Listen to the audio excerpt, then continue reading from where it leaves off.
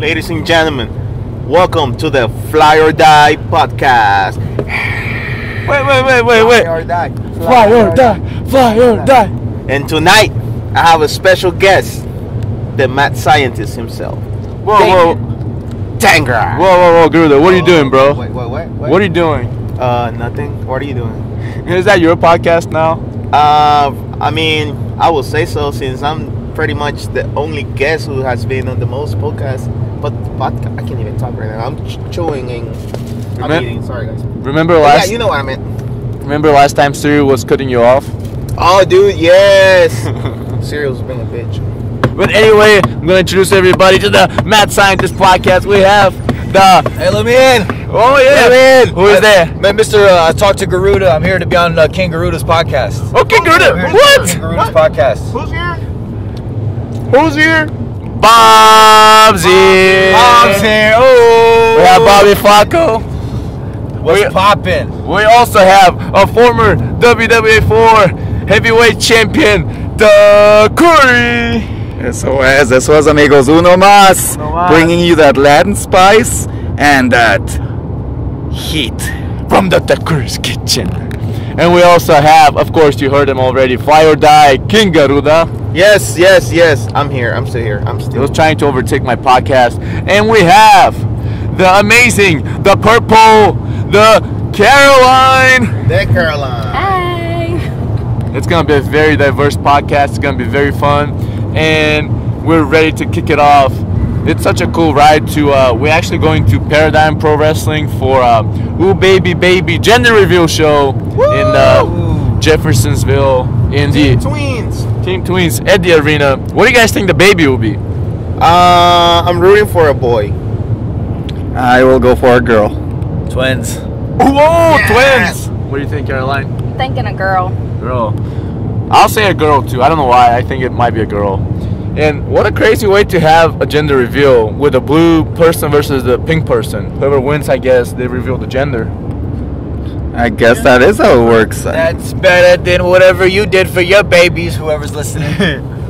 Yeah. But right before we were heading for that topic, we were talking about blending character work with real life work and social media, and I'm very interested to hear your guys' perspective on all that. What is King Garuda's perspective on all that? Because I know you are very good about kayfabe and staying in character and separating whoever's behind the mask we don't know and the luchador.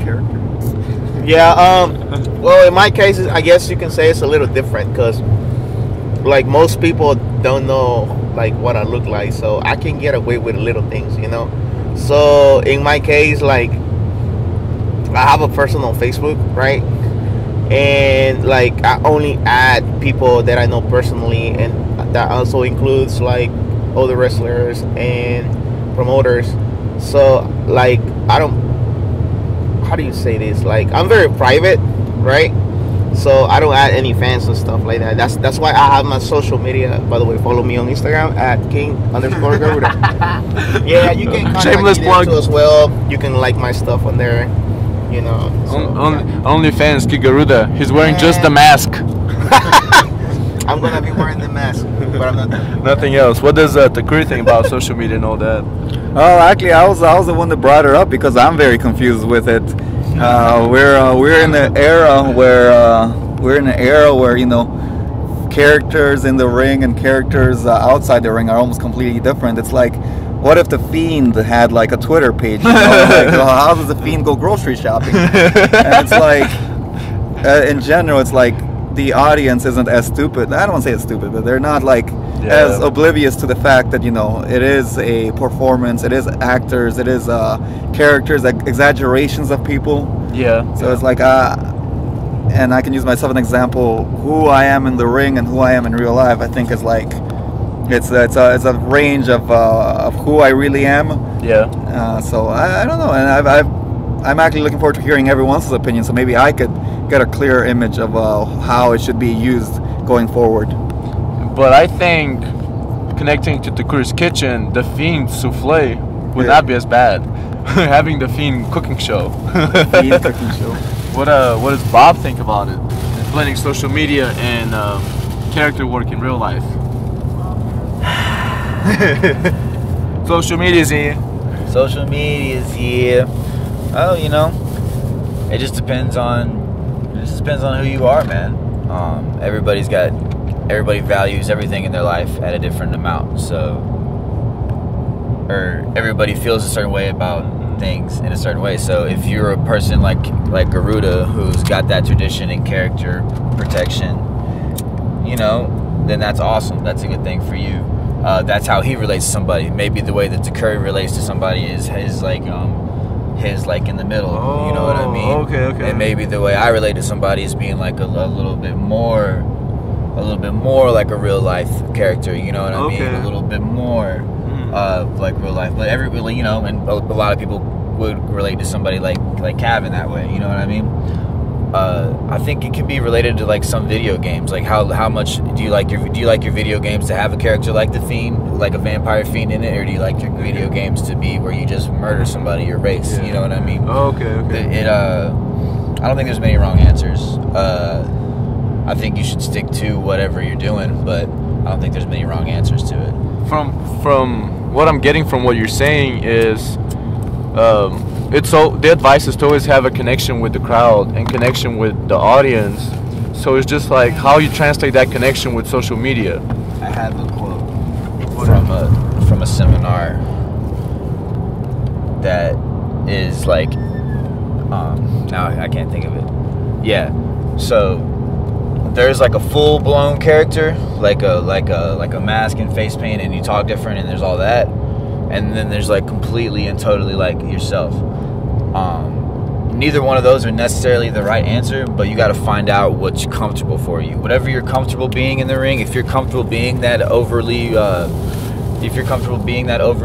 superstar, that overly different character, then that's what you should do. If you're comfortable being whoever you really are in the ring, you should do that. If you're comfortable somewhere in the middle, like, you should do that. It's always going to be what's comfortable for you. 9 times out of 10 in wrestling and in life is going to be easier.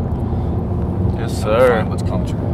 That kind of brings me to something that I've reminded.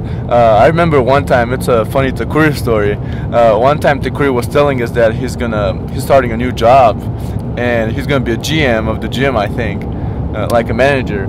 And I think on your resume you put that you were the manager of the WWA 4, which was a storyline, but you blended it into reality, and they got you hired for the job.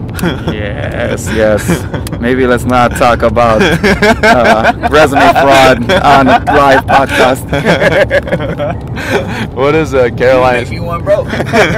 What is Karoline's opinion on social media and blending in character work, real life, all that? I'm kind of with Takuri. I'm a little confused on it as well. I feel like what we do is a form of art, and you have to be like open to trying different things that maybe you're not comfortable with when doing it. But it's really based on like the fans' perception, because some fans, it is real to them, and you don't want to take that away from them. But then also, like, some people look up to us wrestlers, and we can be like an idol to them. And it's good for them to see that we're not just what we put on for them. Yeah. So I have mixed feelings with it. I forgot to say something. That's a great point. That's a great point, Karoline. I heard George St. Pierre say that he was in the bathroom with somebody, and the guy he was about to fight came in and took a piss next to him, and a bunch of fans came in there, and they noticed that they weren't beating each other up. They were just pissing next to each other. So that's the day that I'm just kind of joking, but that's the day that the business died, brother. Yeah. It's a work. They're pissing right next to each other. So you don't gotta hate. Yeah. You don't gotta like hate. I mean, if you do hate, if that's what you're going, if that's like the story you're telling, if that's what you're portraying, because we are still telling stories, but I don't have to hate every person I fight. You know what I mean? Yeah. We work at a company where you advance by winning matches. Yeah. A better storyline is obviously good, but with your character, that's part of it. Yeah, and that's a great point too. I think that what Bob and Karoline were talking about, it's there's nuances to where you can present your character, I think, but also it's like you want to be relatable in a different way. And what Takuri said, Garuda also, it's like to what extent is your character gonna be good on social media, and to what extent you want to be relatable to being like, I'm just a normal person, and check this out, I'm doing normal people things, which I think that's pretty relatable too.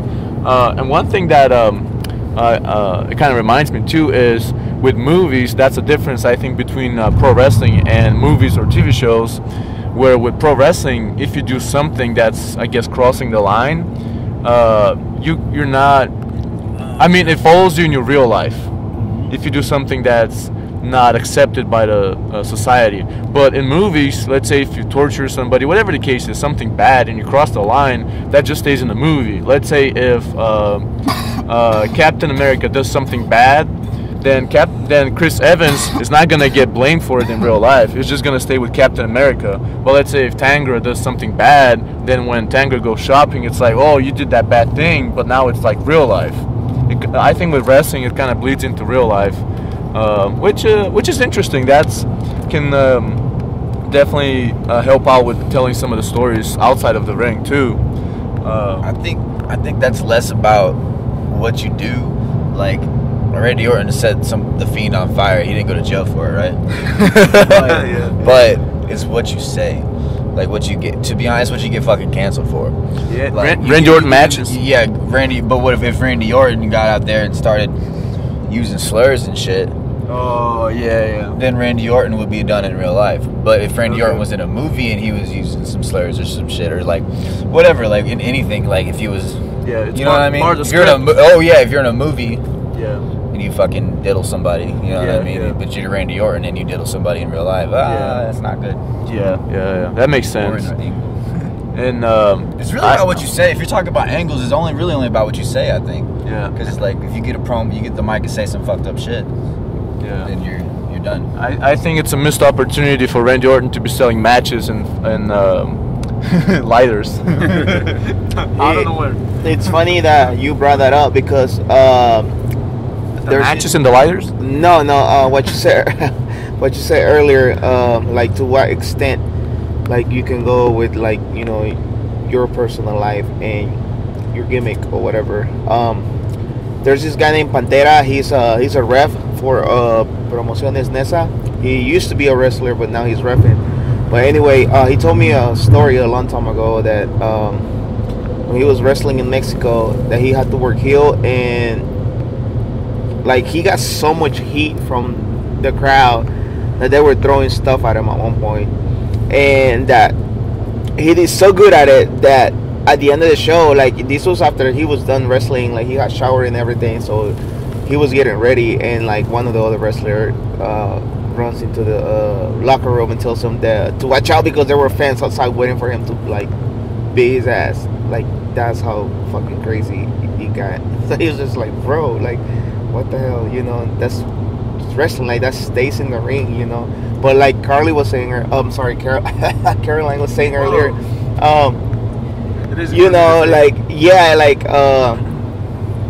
dang, I forgot what I was gonna say.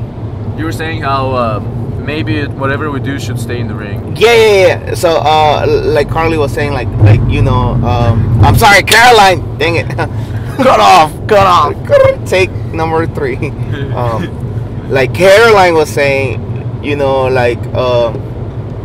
that's like the difference or whatever between, because for some people, again, like you can either be their idol or they end up hating you. Yeah, and it's also goes to the culture of the fans too. But I agree with everybody. Had a very very valid point. I think.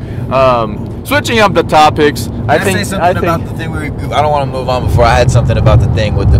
Yeah, something about the thing. The better version in Mexico. It's Carly. Yeah. Karoline.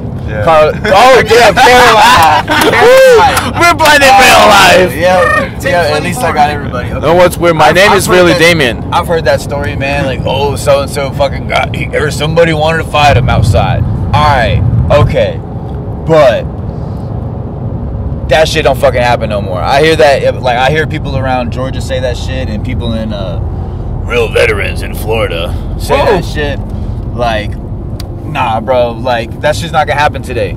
Like, I don't believe, unless you get in there and say some fucked up shit, which is cheap heat, and like that's not how it works anyways. You can say things as a heel. Yeah, it's a shortcut though. Yes, no, but what I'm saying is you can do it the right. You can say things as a heel, cut a good promo, be a good fucking heel in the ring, be outdone the whole entire time. Though I'm not gonna get into that, but yeah, But if you get in there and you fucking call somebody something, even if it's not like something to get, even if it's not like a slur or nothing, even if you call him a motherfucker, and then he wants to fight you outside the ring. What the fuck now? What now? Like that's nothing, bro. Like there wasn't nobody lined up to fight Edge and JBL at the fucking outside of WrestleMania. You know what I mean? Because Edge and JBL did their fucking job in the ring. Like those are two separate things. You know, Carly, fucking Karoline, King Garuda has something to say. Yeah, so to finish a story that Pantera told me, so he said that he was really scared because there was like a mob waiting for him outside the arena. So, Mexico, that's a different thing. Yeah, this was like back in like the 80s, I think. So, so they said that the older wrestlers came up with a plan. So they were like, bro, so the only way you can get out of this is like all the baby faces, you know, we're just gonna like, you know, not even that. Like we're gonna like fuck you up a little bit, you know. But you know we're just working, right? So we're gonna do that while we kick you out of the arena, so the people outside waiting for you, they can see that you know we're kicking your ass, so they don't have to do it. You know. So he was like, do this, and then like go straight to your car and get the fuck on. Like that's it. Beat him up and throw him. Yeah. He said we're gonna make it as realistic as possible. So cool. He said he got a fucking trash can thrown at him. So I was like, man, that shit's crazy. It's wild because in Mexico, like you know, like they go hard, man. Yeah, like it's serious down there. That's so cool. I had a man threaten to run us over. Run you over? Yeah. I don't even think I said anything that shit either. I was just out there. Talking about origins with pro wrestling, Karoline here, she started in a very heated way because she was the right hand. She was the helper. She was the manager of Kurt Curtavious. Talk about that. And his step. Yeah, I started off as a valet with Kurt Curtavious. Definitely some hated heels. Did some sketchy stuff, we'll call it. Few little attacks from behind. It's difficult because a lot of fans couldn't see like the difference between the reality and then like just what we put on. Which goes to show that you're doing a great job at it. Yeah, you take a lot of heat when you're doing good. A lot. Yeah, and I remember one time it was Kurt Curtavious was not at the building because he was on a vacation, and that's the first time that me and you had some kind of like an interaction, and it was me, you, and I believe Bob. Yeah, remember that, Bob? What? It was me and you had a match, and then Karoline interfered. Oh, and then the fucking main event sequence. That was so and we had the promo to lead up to it, and I was super surprised in a very good way how fun it was, and also how creative you were with the promo. Of we just not that we told you, but we knew that we had a point to go to, and you were just like free flowing, like you were having fun out there. What do you think about the promos and everything? Just having fun as a heel. It's fun. You definitely get to. Oh shoot! Sorry. We're going to Nashville. That was a real cutoff with a real car. Right. I think it teaches you how to be innovative, kind of, especially when that's not what you're used to, and creative, and you gotta. And sometimes you gotta do the on the fly, which is something you have to learn as a wrestler. So sometimes you gotta drive around the traffic. Most definitely. We're taking the next exit. We're going to Nashville. But yeah, and then you had that great match of the WWE 4. The ladder match. The ladder match. Kurt Curtavious, Rico Gonzalez debuting, Air Fox, Zamir Zuriel, Karoline. What a match it was. It definitely brought the best from everybody. And how do you feel about that match and everything that led into it? I definitely feel like the storyline was very good leading into it. Rico debuting was such a big hit, and then our little spot that we had, just because we had so much tension. He was always the referee for the matches that I wasn't getting involved in, so that was definitely fun. And Kirk Cortavius too. At that point, you were not his valet anymore. You were like separate, your own thing, and you were a face. Yeah, yep, and it was nice to be able to come out and give him all his crap back from the very get-go, take a few shots with a chair. That was fun. And then even got the kick Fox with the chair, so that's fun. Put him through a table. I think you put Fox through a table. Yeah, I did. I powerbombed him. Nice. That was a crazy match. And we know, talking about some crazy matches, I remember the night that Takuri became a champion, I think it was 2019. It was one of the craziest matches. I think elimination. There was tables, there was chairs, there's everything. Takuri was bleeding from the ear in the beginning of the show. Well, can you take us back to that crazy night, Takuri? All right, we're going back. We're going back. We're going back. Yeah, the past is here. The past is here. back when I had, so that was the beginning of me becoming the longest reigning WWA 4 champion at the current era. Uno más. SOS. You should put that on a shirt. We're talking about me now. Put it on a shirt, put it on a cap. No, that night was crazy because I actually didn't know. I wasn't sure if I was gonna get that belt that night, but you know the events that happened led to me actually becoming the champion. And Fox was like, we don't have. And once again, actually, the beginning of that, you pointed out I started bleeding. Fox didn't know how to get heat for that match. So I'm cutting the promo, challenging for it, and out of nowhere, I just feel like, bam! And it was like a glass in your head. It was a champagne flute. It was a champagne flute, a real champagne flute, no sugar glass, just like straight to the back of my head. I remember I was at the back because I might have been, I think I might have been a match before you or something. I was on the card too. I think with Bobby Flaco too. Yeah? And I was at the back just waiting, and I hear like a big reaction. And everybody's like, oh, you can feel the excitement because there were so many people too at the school. And you come back and you're bleeding. And I was like, what's going on? Are you okay? And you're like, yeah, I'm fine. And then you just keep bleeding from your head. Yeah. I don't know how much you talk about, you know, what goes on in the behind the scenes of like how you set a match and everything. Yeah. But it was like we were in a very interesting point. Tommy Maserati had just dropped the belt. The current champion at the time was Big Balor. Yes, yes. Feel good story for the Andreas. There we go. Jeremy Andreas was with the best entrance. He'll go out and the biggest face. He's gonna shake everybody's hand. I remember that's a heel move now. Yeah, that's a heel move now. Yeah, with the coronavirus. But he'll go out and shake everybody's hand. I remember one time we had a cameraman. It might have been Liam's. Liam's dad, and he has the best pictures. He had the best camera, and he's taking like videos and pictures, and he has both hands on his camera just like focus and balance, and then Balor's just waiting for him to shake his hand, Jeremy Andreas, and it took him like 15 seconds to shake his hand, but he did not move. He was adamant on shaking his hand, and that's consistency. Yeah. So once again, he was a great person. Obviously, he became a champion for a short time. I think. Well, let's see. So it was like Ryan Rembrandt was actually the champion. Yes. And then Jeremy, what's his name? Jeremy Andreas. Jeremy Andreas beat. Who's going out on Martin Gaia's song? I think. Marvin Gaze. Why? This former wrestler. I don't know how active he is nowadays. He wrestled. He wrestled Ryan Rembrandt and AR Fox. Yeah. And he pinned Fox. Okay. So that's how he became the champion. But like Ryan Rembrandt technically never lost. Yeah. So for this brand new year, this brand new show, Fox decided like we need like to shake things up. So he put me in that match, and he also put Cavern Canyon. And deciding who was going to become the champion after that was going right down the middle. Oh.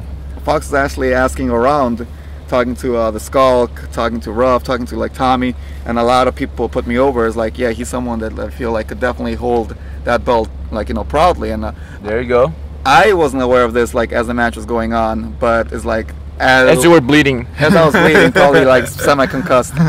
But it was post-match where I was able to, like, they were able to come to me and like, yeah, man, and, like, we definitely believe you were someone that could, like, carry that title, and, like, it was like X amount of people were pulling for me. And it was that feel-good moment. It's like, you know, the championship's over, and it's that natural moment where, like, X amount of people are getting out of the ring and celebrating. Yeah. And then, like, as soon as I go back there, and, you know, you're definitely emotional and everything.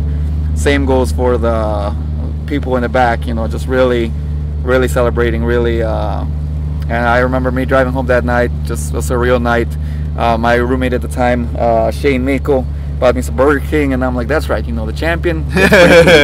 And those are the privileges. Yeah. Actually, I did legit take it to a steakhouse. I went to a steakhouse wearing that belt. Oh, the belt? The belt. Went to a steakhouse. They wanted to meet me in the kitchen because they thought I was someone, but you know. Yeah, well, I was someone. I was the WWA4 champion. Nice. Take your belts to them steak dinners.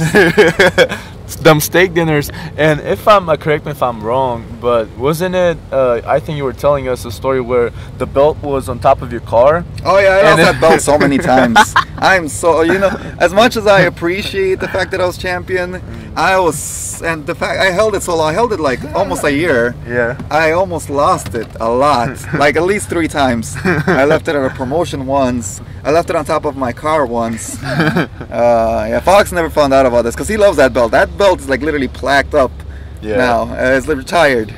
Yeah. So it's like. Yeah, it's a part of the memorabilia at the school now. It's on the wall. Yep. And I could say I was the longest reigning champion, and we'll leave it at that. We'll leave it at that.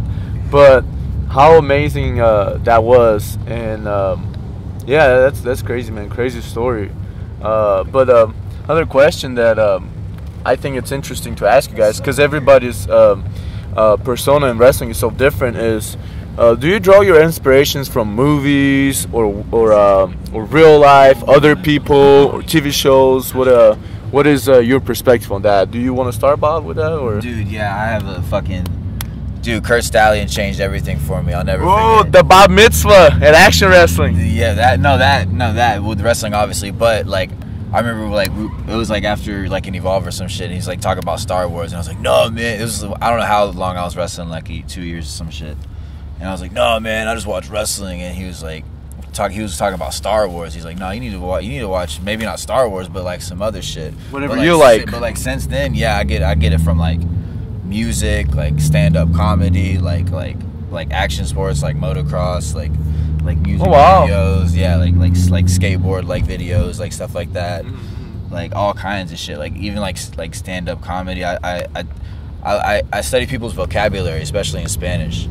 Like I try to find habits or things that people habitually say that would register, you know what I mean? Like, yeah, there's all kinds of like weird shit, because I'm also still learning Spanish too, so like that's like a big part of my character. So the more like relatable things I can, like sayings I can have and shit like that, or things to say in situations, you know, there's all kind of shit you can do. Movies just aren't my thing, but yeah, there's all kinds of like shit. I like to watch travel videos just to like see there's gonna be something, you know what I mean, like some weird like bracelet they're gonna have in like some tribal thing in Africa, like if somebody's staying with the tribe and they got these the voodoo style, the voodoo wrestling. Oh, bro, man. Bobby Flaco told me about voodoo style wrestling. You know how Japan has strong style, the Britain has British strong style, lucha in Mexico, and some Latino countries. And then he told me about what was it in Africa, the voodoo style? Voodoo wrestling in the Congo. It's the craziest it's the craziest shit ever. There's like a Vice documentary, but if you just look up like voodoo wrestling, there's like whole promotions. I'm trying to go there. When they do magic to kind of like slow you down, or to enchant you, or the cutoff was they killed the chicken, and the go home was the chicken came back to life. Yes, I fainted because the chicken came back to life, and there's 1, 2, 3. The chicken came back to life. Magic. Voodoo's like always a finish. They kind of wrestle, but like... Well, it's like a superpower. Yeah, it's like a superpower. It's like always the finish, or like always the point. They get it. You know, they don't just do voodoo for no reason. Yeah, and that's like also what kind of, it's what you said. Whatever the inspiration is, you can always put it through the prism of wrestling, and kind of like it's part of their culture, the voodoo, so they just put it into wrestling, and nobody has done that before. Right. Well, it works for them. Imagine the kayfabe over there, dude. Yeah. I'm not gonna be killing any chicken. No chicken. There was a chicken at the school one time. Oh yeah, the chicken from Argentina. That's a story for another day. Dude, one time I got kicked out of my cousin's like Thanksgiving. I know my friend's cousin's Thanksgiving party, like a little Spanish get together. And I was just too drunk. I had to hang out in the garage with my drunk friend, and there was a chicken in there. And we hung out all night with the chicken. Man, I don't know why it changes you when you kind of like hang out with animals.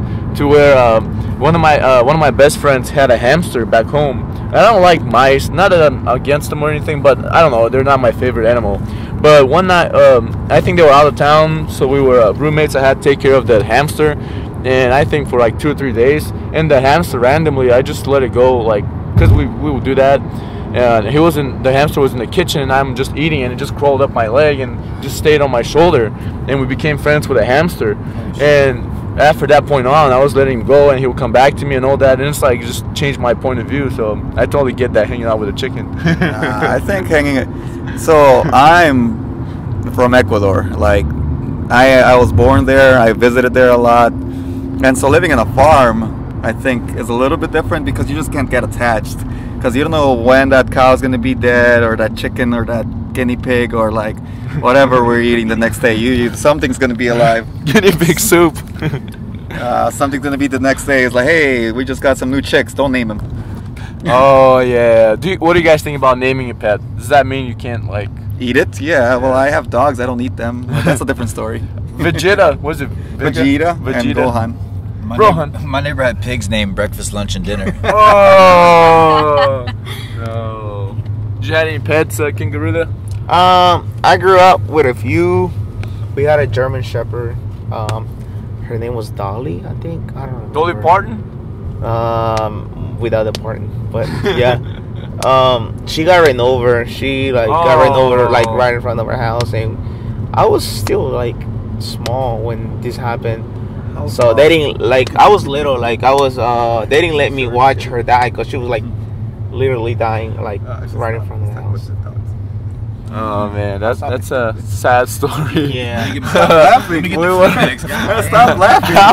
Why are you laughing? I'm not laughing. It's just I'm laughing at the energy. I'm not laughing. No. Dead dog, animals dying, pigs me crying. I mean, the energy was so high, and then we were asking about not cool stuff, but like positive things. And he's like, "Well, I had this very good dog, and then it got run over from the house." So I don't know how to react. Just it caught me off guard. I'm sorry about that. It just caught me off guard. That's a sad story.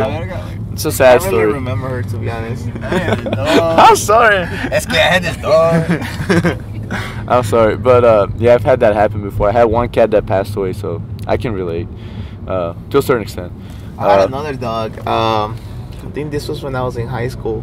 Well, it was actually my sister's. Her ex-boyfriend gave her to her as a pup, but it sucked because I was the one taking care of him. So I had to clean up after him, feed him and shit. So it was kind of annoying because I'm a teenager. I just want to play video games or go play soccer. How did it die?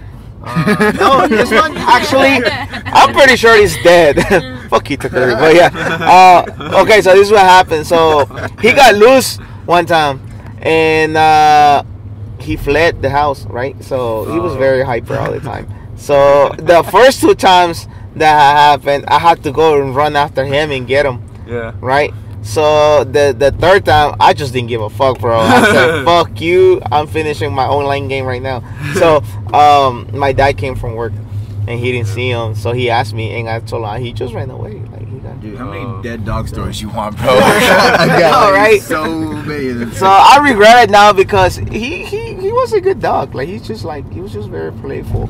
So oh yeah, this dog, he didn't really eat any dog food. He ate Mexican food. He always ate our leftovers. No, he's definitely dead. No, my dog gotta be hungry to eat the dog food, bro. She'll eat all the scraps and shit.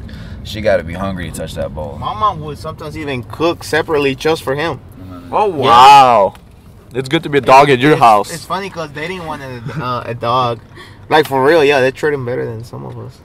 Everybody's finna move out my house, and there's a whole bunch of animals there, and there's gonna be just me. The horses. There's 2 horses and 3 Put your, and 3 walk up to dogs. his house, they're gonna eat you, bro. I've already got enough responsibility. You know what I mean? They're gonna show up above which boat.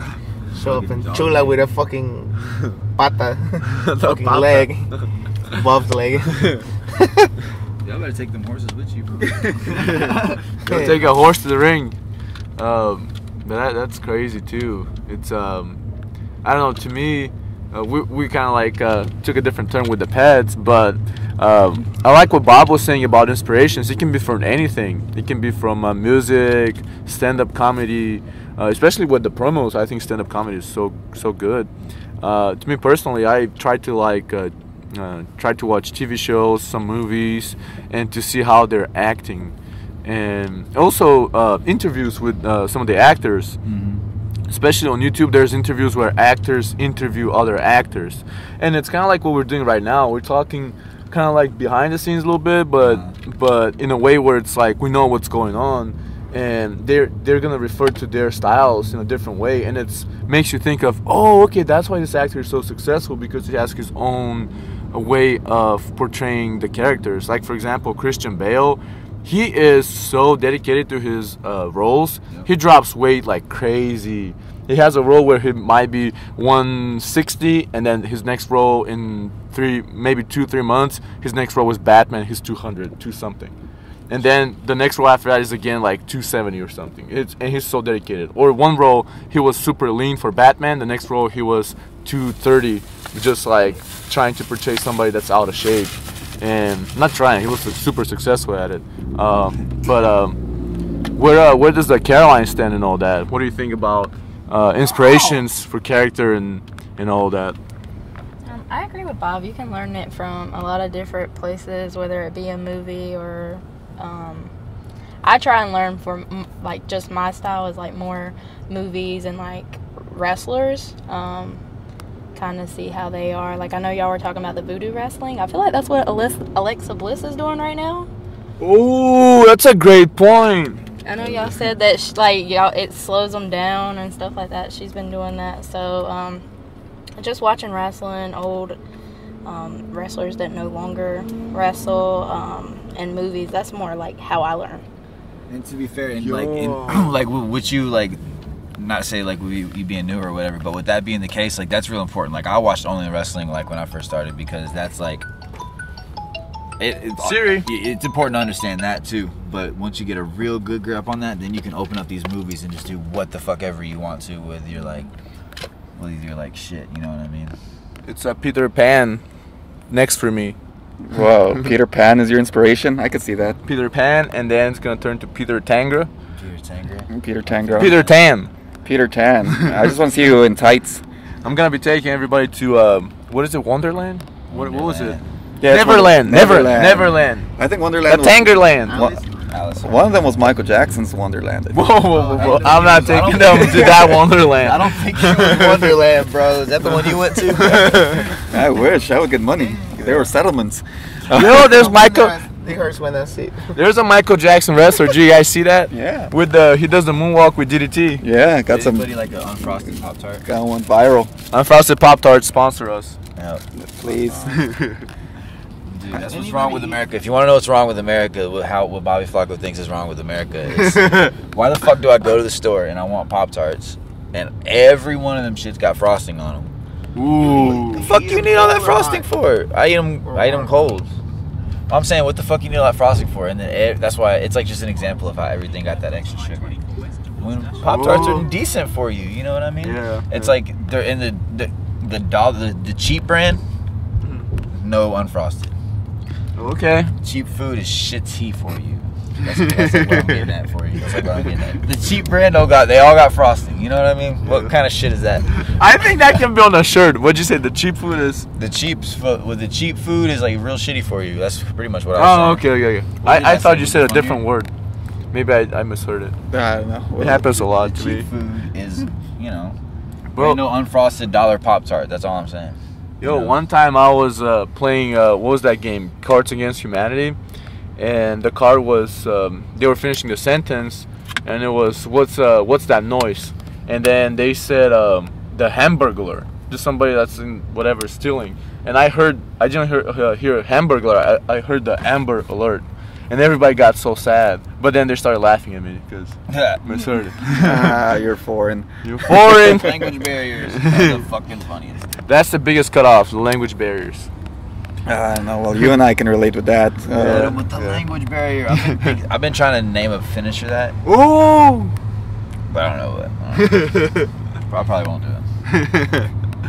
I don't know. Me and Garuda have that legit, so it's part of a little bit too much kayfabe for us. Yeah. The what? You kayfabe everybody so much that you actually were born in foreign countries. Ayo. Oh. Ayo. I'm still lost. Sorry, guys. He's falling asleep. He should take a nap. I love the amount of Spanish I speak and like the amount of English. Like me and Garuda speak perfectly together. Like our Spanglish is like perfect. Your guy's Spanish is better than mine. I can't even fully speak English yet. I'm getting there. I'm trying to learn Spanish. Every trip, I think 1 or 2 words.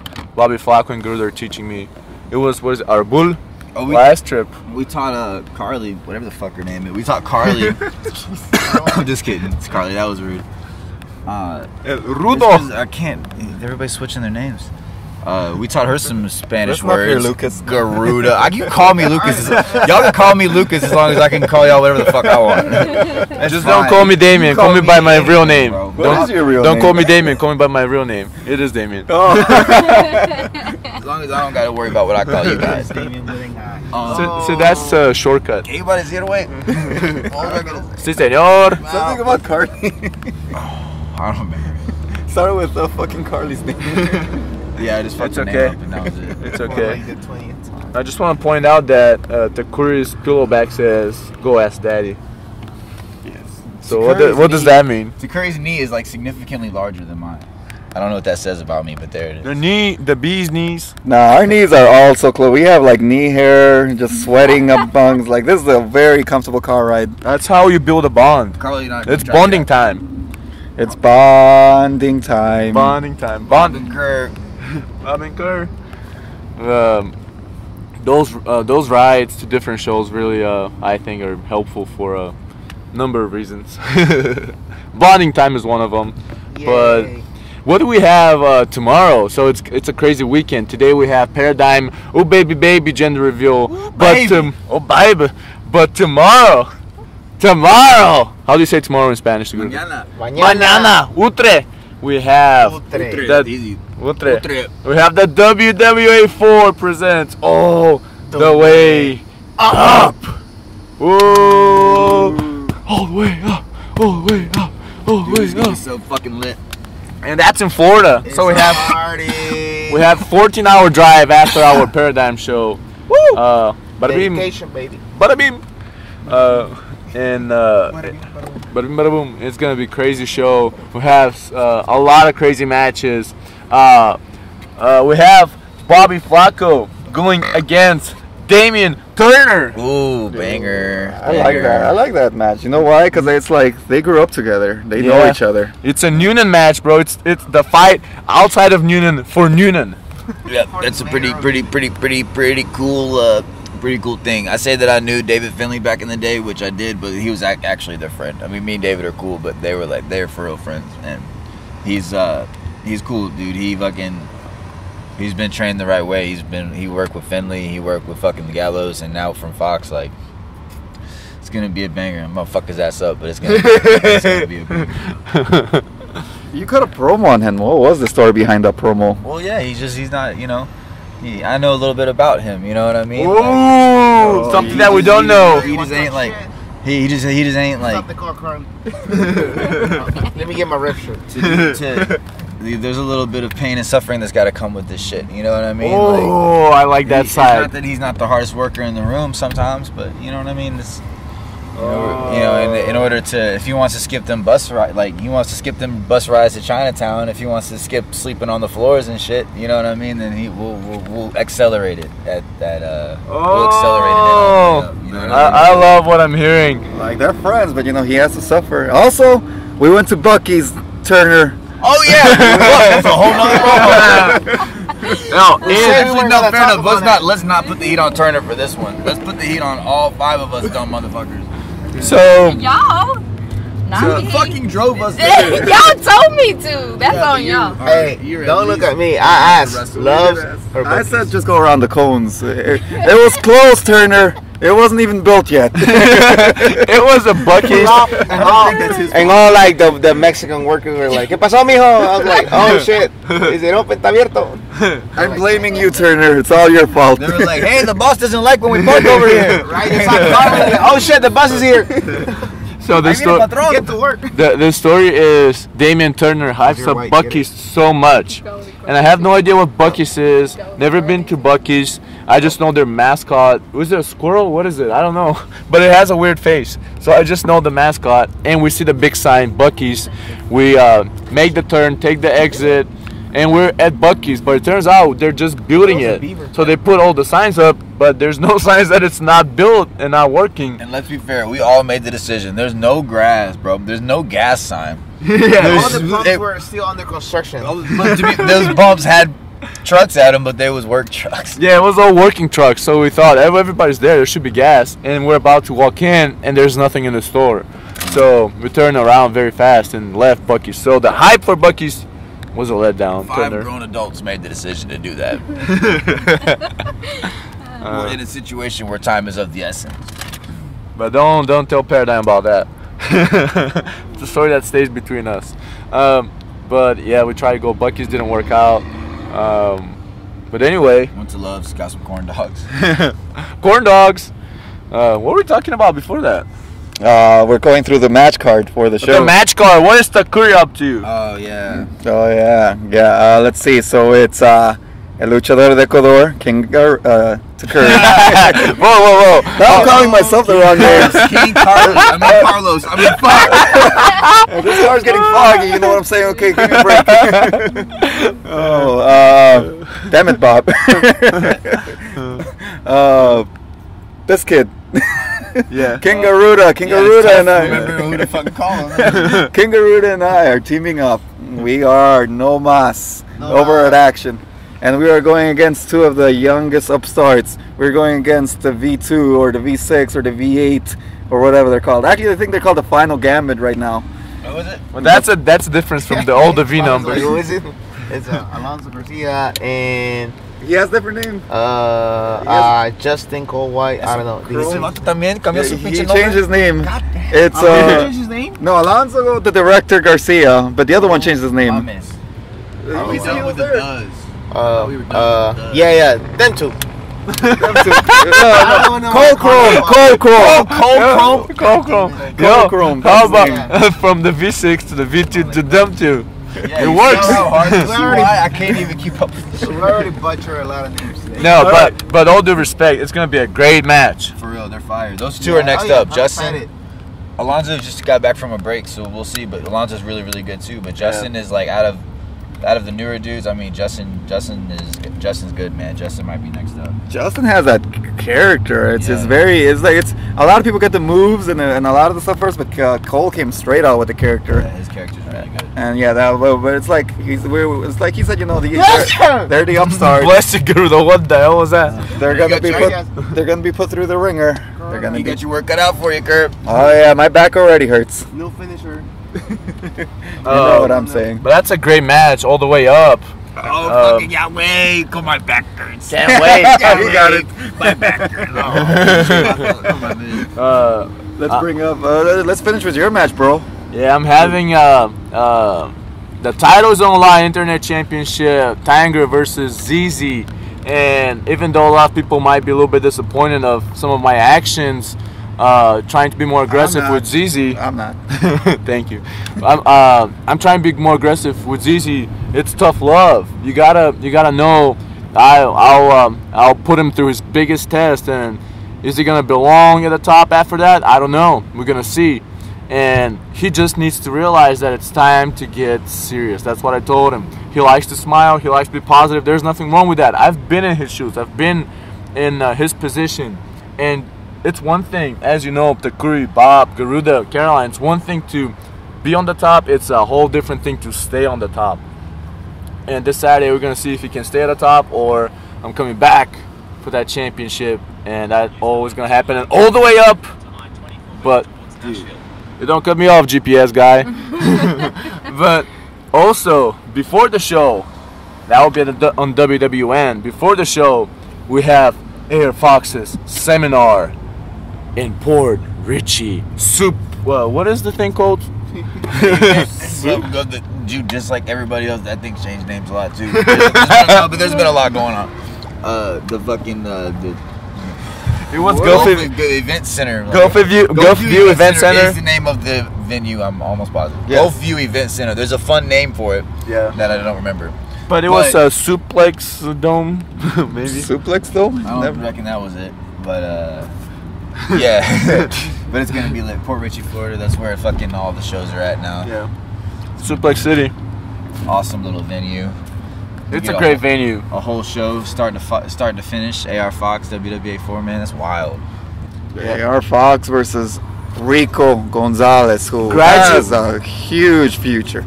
Yes. That kid, fucking I could see that match main eventing easily. Yeah, we have no idea. Damn, you're cold, bro. We have. What? Bob is leaning on Takuri. He's like, "You're cold, bro." But I agree with everything you guys said. It's we have no idea what the card exactly will be structured. We know the matches, and that will be a surprise of the day too. What's going to be the main event? But Rico Gonzalez and Air Fox, they have been feuding for a long time. Fox refused to give Rico his proper first match, graduation match. So he did not do that at WWA 4. Technically, Rico is not even official professional wrestler by this moment, even though he has taken part of so many matches. But to Fox, he just remains the referee. So can Rico overcome that and show how good he is? Or Air Fox, the teacher, Air Fox, one of the best in the game, can he shut him down and just take him back to where he thinks he belongs, just as a referee? I mean, you have to remember that Rico's only 4, maybe 5 months in, barely. Yeah. The amount Fox can put into a student, from literally no experience to like the ability to wrestle him in a top level show. WWN presents WWA 4 all the way up is no joke. It's like it's money being invested into a product. It has top level production, and it's like this is going to be this guy's graduation match. And Fox is fully comfortable putting that on the show because, trust me, these all the students at WWA here put in the work, and some of them learn a little faster than the others, but Jesus, like the amount of knowledge you can get from Fox, you imagine what you can get from the seminar, imagine what you can get from his school. Yeah, that too. The seminar is just one day, and it might be all condensed in one day, but the school is days after days throughout, and in addition to the matches themselves. And as you said, Takuri, Rico Gonzalez has been on the fast track of learning and improving, and he has shown a lot of improvement even at the Action Up, which is one of the shows before the night show at Action Wrestling. Now we're going to talk about it next up. We're going to talk about it in a little bit, but just to go over what you said too, Takuri, it's WWN. They were partners with Evolve.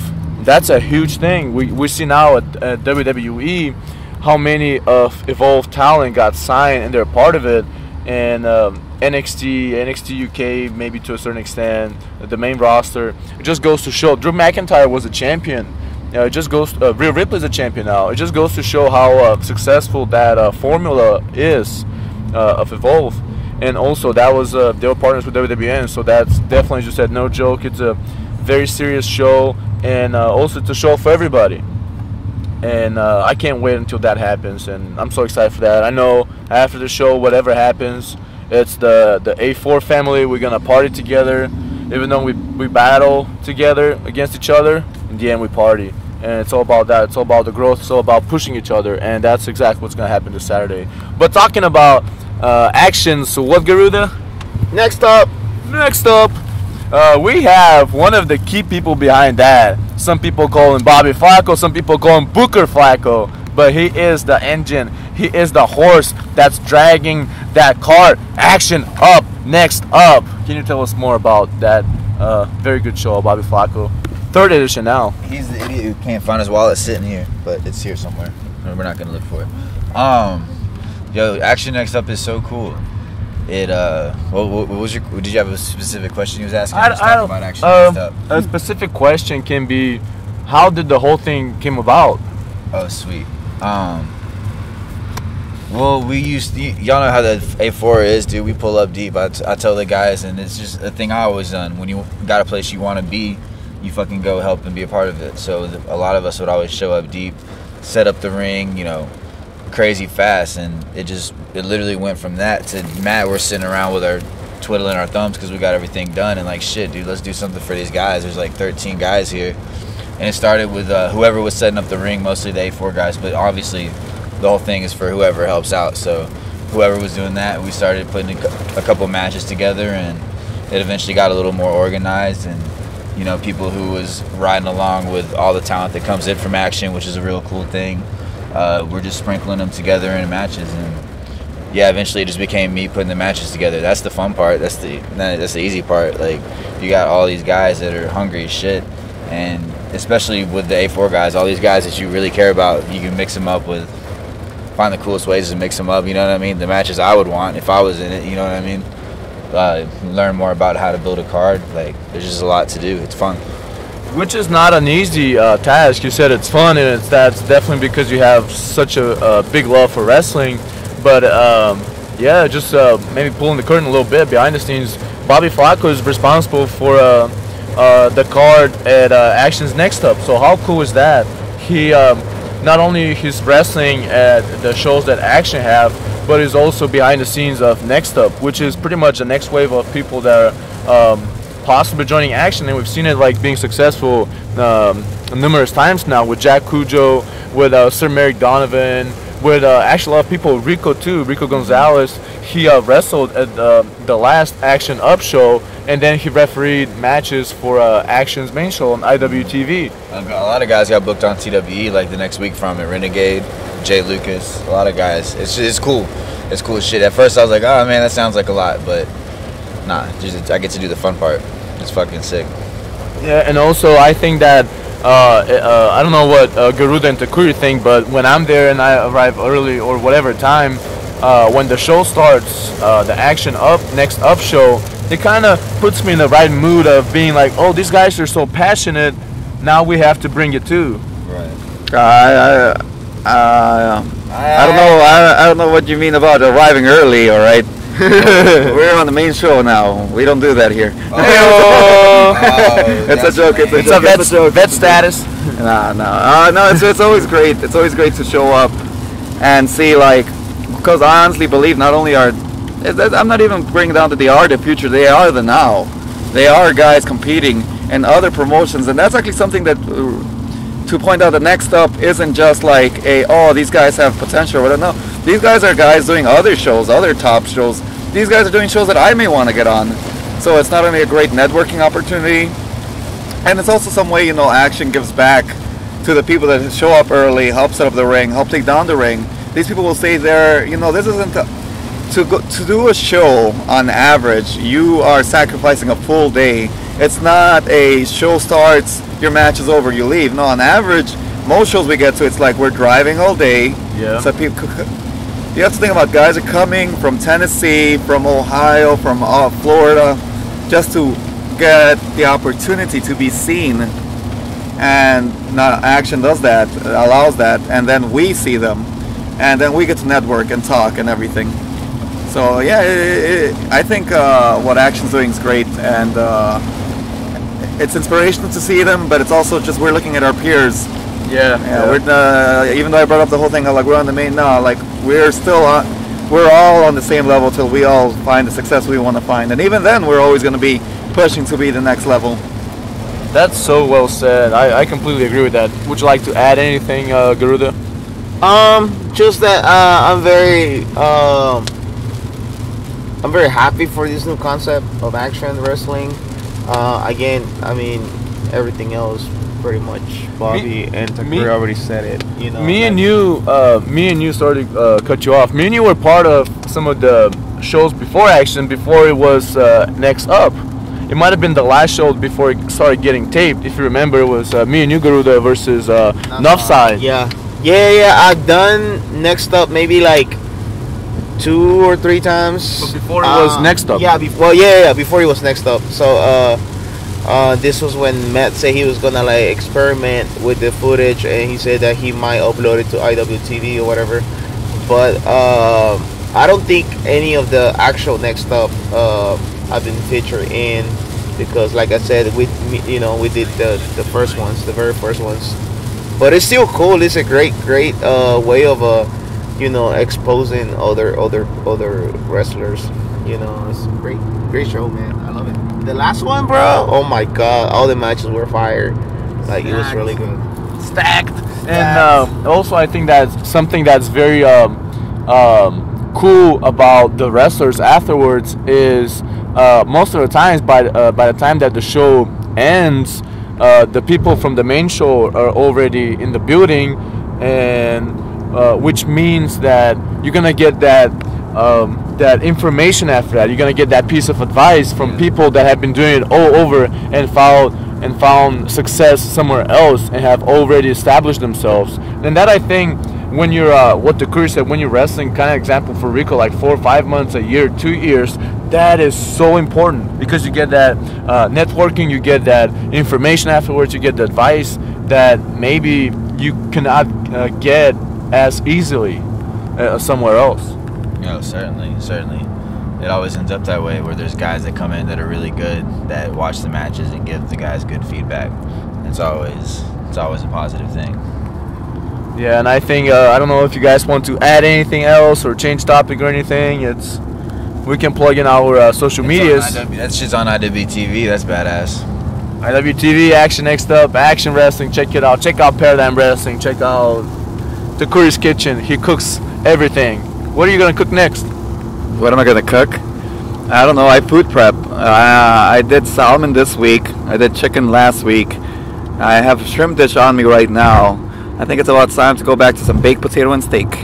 Baked potato. We're baking potatoes over here. And I don't want to spoil anything, but is Takuri's Kitchen coming back to WWN?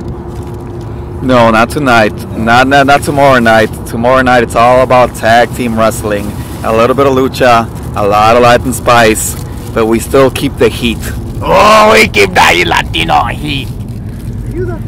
And that was all for today, guys. From the Fly or Die podcast. He was trying to overtake it, but it's actually the Mad Science podcast. I don't know. We'll think about it. But if you want to follow me, Damien Tangra, it's Damien Tangra on all social media. You can subscribe to my Patreon. That'll help me out greatly. Also, Karoline, can you plug in your social media, please? Yeah, you can follow me on Instagram at HCKaroline with a K. Karoline with a K. Don't do the C. No Karoline with a C. Well, you see, but that's okay.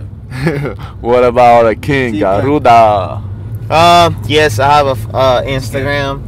You can follow me at King_Garuda, and I also have a Twitter. It's at KingGaruda_. All right, let's see. I had to look it up. I barely plugged mine. And we are, I am El Luchador de Ecuador, El Uno Más. You can follow me on Instagram at Takuri Fit, on Twitter, Takuri_Lucha, and look up Inca Dragon on Facebook if you feel like following any of those particular pages. And you can also follow my Only Chef. No. Only Chef. That's good. When you just have your apron and cook. That's how I cook in general. Is that the secret ingredient? Oh, yeah. Oh, no. Oh, no. And Bobby Flaco. My Instagram is Bobs_here4 BOBS_here4. And hold up, I got the Twitter right here. Bob's here. Oh yeah, Bobby Flaco WW84. And on Facebook it's just Bobby Flaco. But there's 2 Bobby Flacos because I lost my password to the other Bobby Flaco. But if that shit's from 3 years ago, then it's not me. It's So, on my website. Bob's password was not here when it was necessary, but there's 2 Bobby Flacos. Don't follow the one without the password. Follow the one with the password. Yep. Don't follow the one from years ago. Follow the one that's got stuff from today or yesterday. It's like you're seeing your past. Yeah. Well, it's just, The ghost of the Facebook past. Yep, it's terrifying. Plug the LuchaWear page. Oh, LuchaWear. LuchaWear. Buy the merch. Buy Takuri's merch. Buy Garuda's merch. Buy Bobby Flaco's merch. Bobby Flaco has a little Bobby Flaco. What is it? The Funko Pop Bobby Flaco. Yep. Buy Damon Tanger's merch. Buy everything. Caroline, buy it. DM Karoline. She's gonna send you a shirt that says Karoline. But that was all from the Fly or Die podcast. Mad Scientist Thanks for letting me on, podcast. Garuda. I appreciate it. Garuda's an incredible host. Oh, wait, what? Say that again. You're a very good host. Way. Oh, sí, güey. Yes. Sí, güey. Sí, señor. Goodbye, everybody. Bye.